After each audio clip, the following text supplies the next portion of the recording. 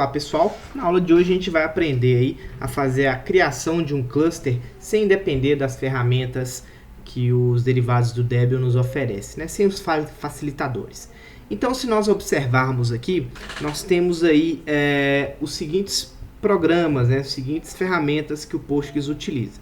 Nós vamos aqui dentro então de USR, lib, Postgres, versão do Postgres, bin. Nós vamos entrar aqui dentro, vamos fazer uma listagem, ele vai trazer para nós todas as ferramentas que o Postgres utiliza. Dessas ferramentas, as únicas que a gente precisa ficar atentos é a initdb e o pgctl. Tá? A pgctl seria equivalente ao pgctl cluster, né, que faz o controle de ativar ou desativar o nosso banco de dados. E o initdb seria o equivalente ao pgcreateCluster, né, que ele vai fazer a criação do nosso cluster. A diferença é que o nosso ambiente precisa ser feito todo do zero, né? Então nós estamos aqui com o usuário Postgres, né? Lembrando que sempre temos que trabalhar com o usuário Postgres.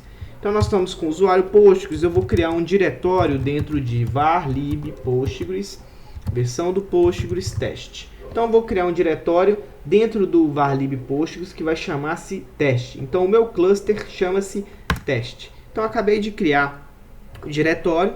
Agora eu vou executar o initdb. Então eu vou executar o initdb, vou colocar o parâmetro "-d" e coloco o caminho do meu cluster. Feito isso, ele vai fazer a instalação e a preparação do meu ambiente. Então ele acabou de criar para mim a estrutura do meu cluster, né? meus dados padrões. Com isso, ele está desativado, ou seja, o meu ambiente ainda não está online, ele está só criado, porém ele ainda está offline. Para que eu faça com que ele fique online, eu posso executar o próprio comando que ele direciona aqui para mim no final da instalação do initdb. Posso chamar um pgctl, apontar para o cluster que eu criei, né? Definir um arquivo de log, que eu vou chamar aqui de /tmp/ postgres.log e vou dar um start, né? Vou dar um start, ele vai inicializar o meu servidor, né? Ele deu uma mensagem, inicializou o meu servidor, vou conectar no meu servidor, estou conectado, né? Verifico a versão do meu Postgres, se é realmente a versão que eu quero, versão 9.5, saiu do ambiente.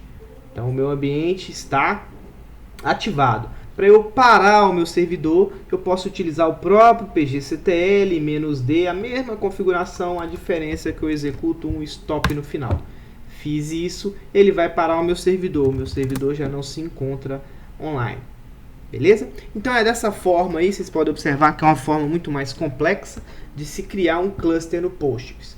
Particularmente eu prefiro trabalhar com as ferramentas que os derivados do Debian oferecem, que é um facilitador, facilita muito a vida da gente, sem contar que evita erros, né? Já com o modo manual, a gente pode acabar digitando algo errado, fazendo algo de errado, e isso impactando em algum processo. Mas aí está uma maneira de se fazer, tá? A gente vai utilizar sempre o initdb para criar um cluster e vai utilizar sempre o pgctl para ativar ou desativar o nosso banco de dados. Tudo bem? Então essa aí é a forma de se utilizar o initdb e o pgctl de uma forma mais complexa. Criar um cluster de uma forma mais complexa, porém é a forma padrão, é a forma que você vai ter que fazer sempre que não existir ferramentas que te facilitem.